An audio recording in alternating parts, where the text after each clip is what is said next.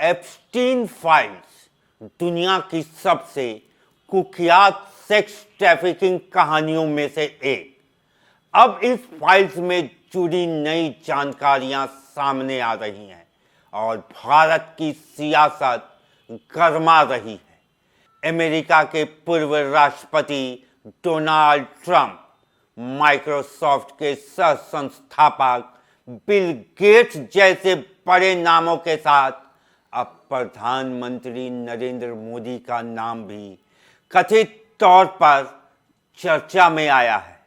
कुछ रिपोर्ट्स ने दावा किया है कि एप्स्टीन से जुड़ी एक ईमेल कम्युनिकेशन में पीएम मोदी और उनकी 2017 की इजराइल यात्रा का जिक्र है। ईमेल में लिखा है कि प्रधानमंत्री नरेंद्र मोदी ने उसकी सलाह मांगी। अमेरिका के राष्ट्रपति को फायदा पहुंचाने के लिए इजराइल में नाच गाना किया। कुछ हफ्ते पहले उनकी मुलाकात हुई थी और ये काम कर गया, लेकिन भारत सरकार ने इन दावों को सिरे से खारिज कर दिया है।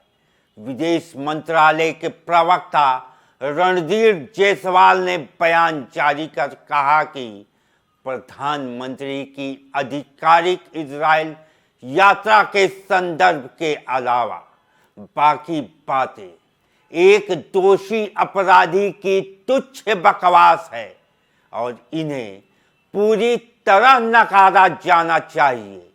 उधर प्रमुख विपक्षी दल कांग्रेस ने इसे मुद्दे को उठाते हुए इसे गंभीर मामला बताया है, लेकिन सवाल ये है, आखिर ये एप्स्टीन फाइल्स है क्या और क्यों हर बार बड़े नामों के साथ ये विवाद जुड़ जाता है।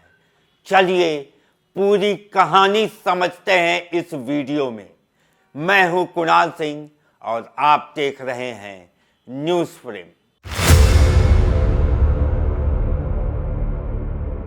एक 14 साल की लड़की की मां ने पुलिस से शिकायत दर्ज कराई।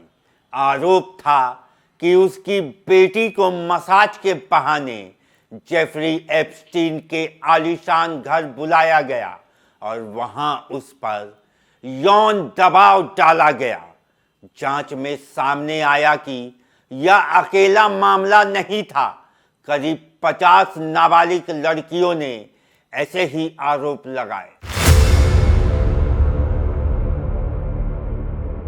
न्यूयॉर्क का करोड़पति फाइनेंसर, बड़े नेताओं, बिजनेस टाइकून और सेलिब्रिटी से गहरे संबंध।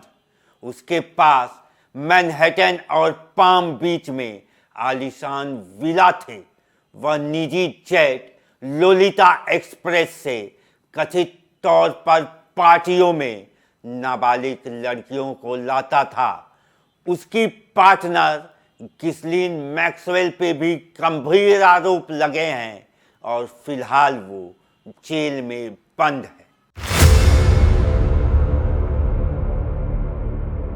इतने गंभीर आरोपों के बावजूद उसे सिर्फ 13 महीने की सजा हुई। वह जेल से बाहर जाकर काम भी कर सकता था। कई लोगों ने इसे उसके रसूख का असर बताया।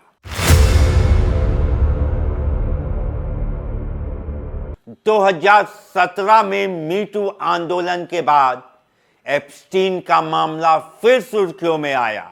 वर्जीनिया ग्यूफ्रे समेत कई महिलाओं ने आरोप लगाया कि उसके साथ सालों तक शोषण हुआ। करीब 80 महिलाओं ने एप्स्टीन पर गंभीर आरोप लगाए।